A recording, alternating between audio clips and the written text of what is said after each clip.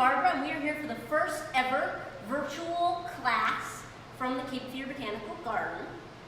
And our class today is all about reptiles, and we have live animals for you and exciting games and activities and some really cool facts and things that you can learn about. And before we get too far into it, I do want to do two things. First, I want to introduce Miss Erica, who's helping me out today. Hi guys. Nice to see you guys. Thanks for joining us. And then I want to give a big promotion for our book that's coming out. It should be on the website and Facebook this week. 200 plus ways to explore nature in your home and backyard. It's perfect for all the time that people have at home right now, and it is full of all kinds of activities that you can do. We really work on supplies that you have at home, so it'll be things like scissors, pencils, paper, things that you can do yourself, and it's free to download, because we know so many people are in financial difficulty right now, but also we're really asking for a $10 donation for the garden to support. We've lost our spring field trip revenue and our public program revenue, and it's a big hit to the garden, these closings. This will be a really awesome time to support us if it's at all possible for you, and it's a really cool resource for people while they're home. And I also just want to mention that as a nonprofit, we're allowed to come in during the government's orders right now, but you'll see us, and it may be occasionally just a tiny bit hard to hear us. Please bear with us, because we are working really hard to do the social distancing at 6 feet, to be really careful with each other. All right, so let's jump right into it with reptiles. I have a very special guest for you all today. This is Duke. Woo. Yeah, he's a big boy. He is an eastern king snake. You'll see he's very curious. He has been an education animal for the garden for over 10 years, so he's very comfortable with people. He's a little cold today because he had to come in, and it's a little chilly outside. You'll see his tongue going. Snakes have a really awesome organ called a Jacobson organ. It's kind of in the top of their head, and there's little holes in the roof of their mouth, and it actually lets them smell really well. So they don't have a great sense of hearing, they have really good sense of smell. So that's not him tasting, that's him being curious and trying to learn all what's around him, because I'm holding him, so he's excited by that. And king snakes are really cool snakes. They are native to North Carolina, and they are actually able to eat venomous snakes. They're immune to the venom, so copperheads that are around here, he could actually eat them. And in the wild, he would eat them. In captivity, he does eat defrosted mice. And during our period where a lot of our staff were pretty much working from home, he has gone home to live with Miss Erica. So I will pass it over to her for just a minute to let her tell you about what it is like to have a snake living at your house right now. Hi everyone. So Duke has his own room at my house, and that is primarily because I also have dogs and cats, and I want him to feel as comfortable as possible. He's never met a dog or a cat before, so I don't really feel like introducing them. I feel like, that this is probably a high-stress situation. So he's got his own room. I go in there multiple times a day just to see how he's doing, but you know what? Most of the time he is sleeping or basking under his heat lamp. This week he has eaten 2 mice. They were medium-sized. He ate both of them correctly, which I'm very proud of him for, because sometimes he makes mistakes. And I think he was very satiated afterwards because he took a long nap. And he also shed this week. So he shed these 2 pieces, which I was very impressed with, because sometimes he sheds in multiple pieces. But this time, 2 long pieces, which is great. He's been having a good time and getting lots of attention.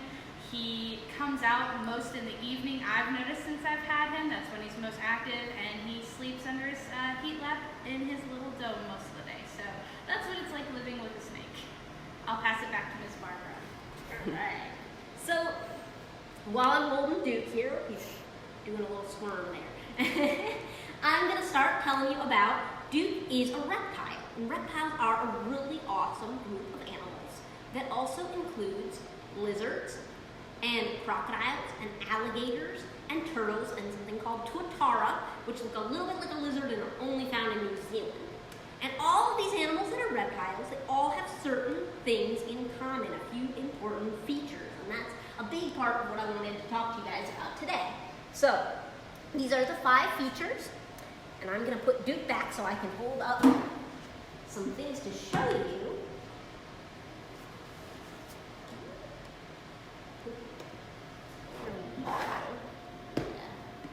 You can see he's very curious. He'd rather be out.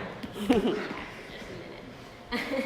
So one thing that all our reptiles have in common is they either have scales or bony plates on their skin. If they're lizards or snakes, they have scales. And if they're crocodiles or turtles, they have more like bony plates. And those scales are made of keratin, which is the same stuff as your fingernails and your hair. And this is a piece of shed scale skin, a snake shed, that was actually found in the garden. I can tell it's a snake because of the shape, and snakes tend to shed in big, long, one pieces. That's why Miss Erica was sort of excited when Duke did that, just like a wild snake shed in big pieces. Because he eats a little bit more in captivity, he sometimes sheds in a few smaller pieces. But you can also see on this that it has different belly scales on the bottom. Hold it right up there. Yeah. And those are what snakes use to move, so we'll be talking about that a little later. And also, being a reptile means that these animals are vertebrates. That means they have a backbone. If you feel in the middle of your back, you actually have some bumps that go down the middle of your back. It's because you are a vertebrate also. You have your backbone or your spine, and it's made up of all these little pieces of vertebrae, and those are the bone bumps that you feel. Because reptiles are vertebrates, they have those backbones. So here we go. Here is a box turtle shell, and you can see the vertebrae in the middle of the shell there. And I also have a couple of x-rays. So these show the insides, the bones in some animals. This is a western diamondback rattlesnake. And you can see how many vertebrae there are in a snake. Some snake species have over 300 different vertebrae. And that's because they don't have their legs and their arms. And without that, having all these vertebrae and all the muscles connected to that really helps them move. And I also have a veiled chameleon here, which is not a native species. And you can see the backbone running along there. All right, and our next one is that reptiles are ectothermic, or cold-blooded. Now, does that mean that reptiles are always cold? Well, Duke is cold right now, but he's not always cold. If he's been sitting under his heat light, he's actually going to feel warm. And this is, reptiles get their heat from outside of themselves. So we eat food, and we use that food to heat our body to the consistent temperature all the time. Reptiles don't do that. Instead, they're going to have to go somewhere where it is warm and get their heat from that area. And that's why our reptiles that live in captivity with us, like Duke, are going to have heat lights to provide that heat for them. And now, reptiles are also, they lay dry eggs, or a few species can give live birth. But what they don't do is they don't lay jelly-like eggs, and they don't lay smooth shell eggs like birds. Instead, if you close up in on those, you can see the leathery eggs. Those are snake eggs that have hatched. So the babies emerged before they were found in the garden here. And if you could feel them, you would feel a leathery-like texture. It's soft, and it feels bendable, but it's not a wet or squishy feeling. And then reptiles, of course, they breathe air. They have lungs, so they can be on land. Some turtles and things, they will swim, but they have to come up for air. Now, here is a little bit of a trick question for you all at home. And if you have questions and things, please chime in online. There may be a little bit of a delay, so unfortunately we can't always get them in the lesson, even though I'd like to, but we would love to answer questions and things. But so our reptiles breathe air. Do frogs breathe air? So they do. Frogs have lungs, but they don't always when they're tadpoles. They also have gills when they're really young. And that's because they're not reptiles. Frogs also, they are vertebrates, they are cold-blooded, but they lay jelly-like eggs, they don't have scales. They have wet, squishy skin. They're a related kind of species called an amphibian. And differentiating between these amphibian group and reptile group is something that even sometimes adults don't always know, but it's a really cool thing to know about nature here. And I have a live amphibian to show you guys. I'm going to get a glove on, and that's actually for fur protection. Some of you may have got to meet her. We just got her about 2 months ago at the garden. She's a new education animal.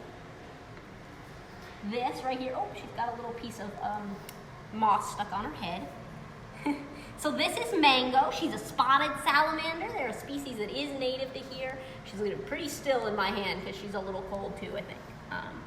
Just a little bit of a chilly day. But you can see those real bright colors are part of her defense. They warn people that she's not good to eat, that she would taste yucky.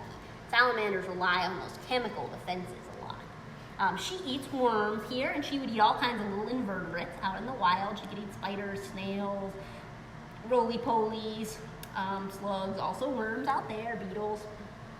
You would find her living in the dirt or under logs, and she has that wet, smooth skin, which is very sensitive, which is one reason I handle her with a glove, because she is an amphibian. And she was named by a Facebook poll and by some kids in our after-school classes who voted for the name Mango. I think the theory was that those little spots look a little bit like mangoes, so but hopefully some of y'all maybe got to participate in that because that was a lot of fun. I'm going to go ahead and put her back here so she can go on. You can see this is just a little travel container. This is not where she regularly lives. Mango got to go home with me during our, there we go. Does she get her own room? She has to share, unfortunately. But she is in the room which normally is kind of our cat's favorite room. But since her enclosure locks and she doesn't move around as much, they're not too interested. So, I have a little assignment for everyone to go with that. If you want, you can try making a Venn diagram at home comparing reptiles or amphibians. So you'll see this Venn diagram is just a kind of a graphic organizer. It's a way of organizing ideas and information. So we have reptiles on one side, amphibians on the other, and things that are both in the middle. And there's a word bank here, and we'll actually post the answers on Facebook so y'all can see. You can try and put those in which circle you think they go in, and then you can check out the answers later. So that'll be fun. All right, so we got all our basic information out here. Now, we're gonna do some really fun activities. Maybe Miss Erica will try the first one out for us. We have a cut piece of pantyhose. All we did was take a piece of pantyhose from the Dollar Tree, cut one side of it, and you can slide it on your arm. It will make a little bit like a snake skin, and you can actually try shedding like a snake. So the trick is, you can't just use your arms or hands to get it off. Snakes don't have those. You have to see if you can get it off on your own, just with just that arm. So this is, I've done this before, so I might be able to have a leg up on most people trying this at home, but that does not mean that it's easy, because just how snakes do it is exactly how I'm gonna have to do it. I'm gonna have to rub up against things just like a snake would and try and get this skin off me. And in the wild, they're gonna use things like rocks and trees and bark and dirt and things like that. And I'm still having trouble, and I've got wrists. Almost there. Yeah, almost there. See? Whoa. There we go. We got it off. That was pretty well done, I can say. How long is it compared to Duke's? Let's see. Oh. So I probably had it a bit easier than Duke. Yeah. But it's about the same size. Pretty good. Book here. And then I wanted to show you one of a couple of really cool books about reptiles that we have. Here is this Scholastic True or False Reptiles. And so I'm just going to try a few questions and y'all can play in the answers and try and guess what they are. Because actually it's really cool. There are a lot of myths about reptiles. So here we go. Question number 1.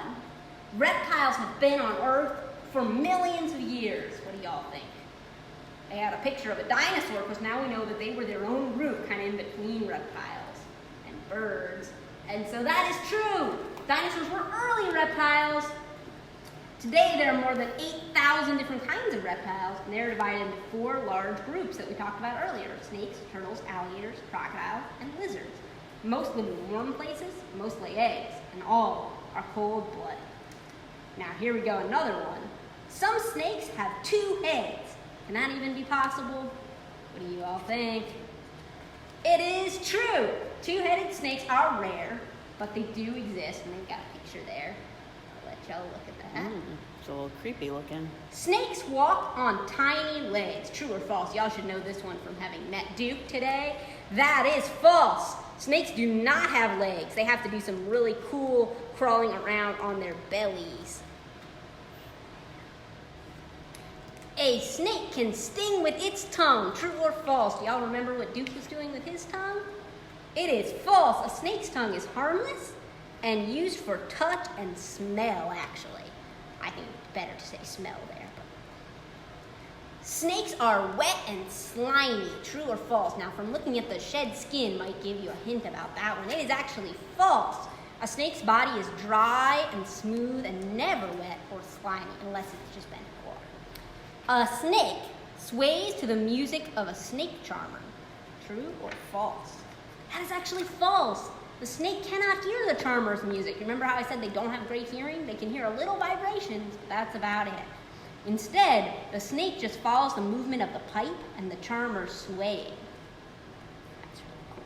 All turtles live on land. True or false? False! Only some turtles live on land. Turtles are slow. True or false? Ooh, this is a really tricky one.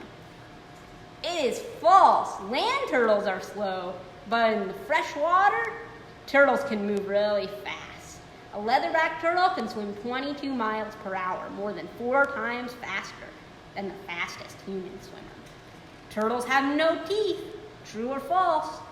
Oh, true. Instead of teeth, a turtle has jaws lined with sharp, hard edges, kind of a beak. Turtles have few enemies. True or false? False! Turtles are surrounded by enemies of all kinds, from fish to birds to raccoons to humans, but they have a good defense with their nice hard shell. All turtles hatch from eggs. True or false? It is true. Baby turtles are born from eggs that mothers lay on land. Alligators look exactly like crocodiles. What do y'all think? Does anyone know the trick to tell them apart? It's false. Just look at their snouts. Alligators have wide U-shaped snouts. Crocodiles have narrow V-shaped snouts that come to more of a point. Crocodiles make good parents. True or false? True. Both parents guard the nest where the mother lays her eggs. So that's a really important one. I think reptiles have got a bad rap, that they're kind of uncaring. Cold-blooded can mean kind of harsh. But actually, a lot of reptiles are caring, and they can be caring parents. So that's cool to learn. Alligators and crocodiles mainly eat fish. True or false? That is true. But alligators and crocodiles will eat almost any creature that lives in or near the water. And sometimes kids ask us if we have alligators that live here in the pond at the garden, and unfortunately we do not. They do live on the coast of North Carolina, but not here in Fayetteville. Crocodiles sweat when they get hot. True or false? Are they like us? Can they sweat? They cannot. Crocodiles and alligators are cold-blooded animals. They need the sun's heat to give them energy to move around, and that's why they take long naps basking in the sun. But as hot as they get, they never sweat. When swimming, alligators move their tails from side to side. True or false? True. Alligators and crocodiles swim like fish by moving their tails from side to side. All lizards are small. True or false?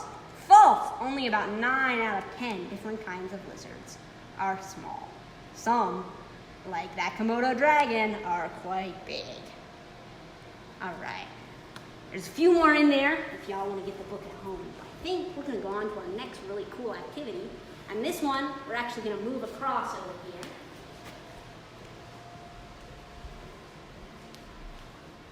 So this one is a little bit silly. We're going to do some silly moving around. So I I'm going to take my glasses off so I won't break them moving around. All right, now, there are 4 ways that snakes can move, and it's pretty hard without arms and legs. They have to have lots of vertebrae and lots of muscles. So we're going to talk about those 4 different ways, and if you want to try at home, you can model being a snake and crawling around. It's a little bit silly, but it's a lot of fun. The first kind is a concertina snake. It has to pull itself into a bend and then straighten back out. Bend and straighten back up. And that's a concertina snake. Now, serpentine snakes just thrust their body to the side in big thrusts to move. That one's pretty hard for me to do. You guys can do it a little better than me. Now, sidewinding snakes. A lot of these, you see pictures of desert snakes where they've left their trails in the sand. They have a really cool way of moving. They actually thrust their head forward and their whole body just kind of follows. So, I just kind of move my head and pull my whole body with me, and it kind of moves me sideways. And the last one is kind of a caterpillar movement. These snakes just inch slowly. They move just a little bit of muscles at a time. And so they don't get to go too fast, because it looks a little bit like a serpentine moving, but it's much slower. So that's the 4 ways snakes move, and you all can try it out at home. All right, so that's lots of cool activities. There's even more amazing ideas in our book, 200 plus ways to explore nature in your home or backyard. We are going to have a cool virtual class or a tour every week here, as long as we can. And next week's plan is going to be a heritage garden tour, so join us online for that next week. And send us any questions you got, or pictures of reptiles and amphibians from where you live. We would love to see them. All right, thanks very much.